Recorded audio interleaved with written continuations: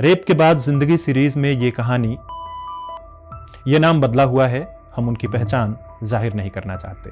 लेकिन 13 साल की उम्र में जिन हालातों से गुजर कर आज जिंदा हैं, वो हिम्मत हर किसी में नहीं होती। फिलहाल वो एक टियर 1 सिटी में रहती हैं, एक मॉल में सेल्स एग्जीक्यूटिव की नौकरी करती हैं, तनख्वाह है 12,000 रुपए। इस पैसे से वो बीमार माँ की दवाइयाँ लाती हैं, कमरे का किराया देती हैं, भाई बहन की पढ़ाई और वकील की फीस भी देती हैं। यहाँ से आगे की कहानी की ही जुबानी है। 22 नवंबर 2015 की सुबह 6 बजे मैं चाय के लिए दूध लेने गई थी।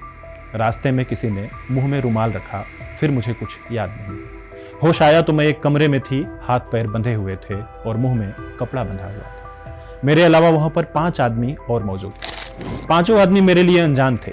उन लड़कों ने मुझे 13 दिनों तक कैद में रखा। एक एक करके मेरे साथ रोज गलत काम करते थे।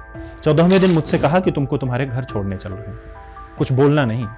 मैंने उनके हाथ पैर जोड़े, कहा कि मुझे सही सलामत मेरे घर भेज दो, मैं किसी से कुछ नहीं कहूंगी। जब घर छोड़ने के लिए बोलेरो में बिठाया, तब भी रात में घुमाते रहे। ठेके पर ले जाकर दारू पिए, नशे की हालत में गाड़ी के अंदर भी मेरे साथ जबरदस्ती की।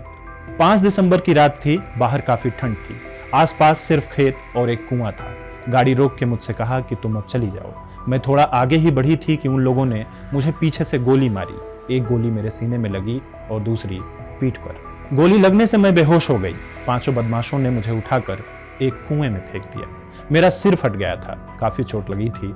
होश में आने के बाद मैं कुएं से बाहर निकलने की कोशिश करने लगी, लेकिन निकल नहीं पाई। ठंड से मेरा शरीर सुन्न हो गया था, खून जम रहा था। कुएं के एक साइड टेक लगाकर मैंने खुद को किसी तरह संभाला। सीने पर लगी गोली मुझे दिख रही थी। मैंने हाथ डालकर गोली निकाली और अपने पॉकेट में रख ली। हिम्मत करके मैंने मदद के लिए आवाज दी। गांव वाले मेरी आवाज सुनकर वहां पर इकट्ठा हुए। पुलिस बुलाई गई। सबकी मदद से मैं कुएं से बाहर निकली। पीठ में लगी गोली आज भी मेरे रीढ़ की हड्डी में फंसी हुई है। डॉक्टरों का कहना है कि गोली निकालने से मुझे कैंसर हो सकता है।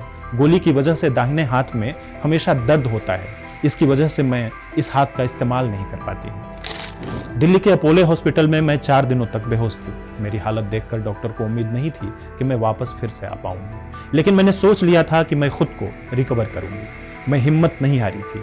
आईसीयू में 9 दिन तक भर्ती थी और 10वें दिन खुद को रिकवर करने के लिए अपने घर आ गई थी। जब मैं बेहोश थी तब डॉक्टरों ने झूठ बोलकर इलाज किया था। उन्होंने कहा कि सीने की गोली उन्होंने निकाली है ऑपरेशन करके, लेकिन कुएं में गोली मैंने खुद निकाली थी। ऑपरेशन के बहाने उन लोगों ने मेरे घर वालों से 2 लाख रुपए जमा करा लिए थे और दूसरी गोली आज भी रीढ़ की हड्डी में फंसी हुई है, जिसको निकालने से मेरी जान को खतरा है। हादसे के बाद मेरे घर वाले अलग हो गए। कहा तुम्हारे चक्कर में हम लोग फंसना नहीं चाहते हैं। मेरे पापा तो मेरे साथ पहले से ही नहीं थे, लेकिन माँ हमेशा मेरे साथ खड़ी रही। वो मेरी परछाई बनकर मेरी हर लड़ाई में साथ खड़ी रही। पापा पहले से ही हमें सपोर्ट नहीं करते थे। 6 साल की उम्र में ही मैं पापा और परिवार में लड़ाई झगड़े देखती रही हूँ। वो बचपन से ही मुझे मारते पीटते और टॉर्चर करते थे। वो अपनी दूसरी बीवी के साथ रहते थे।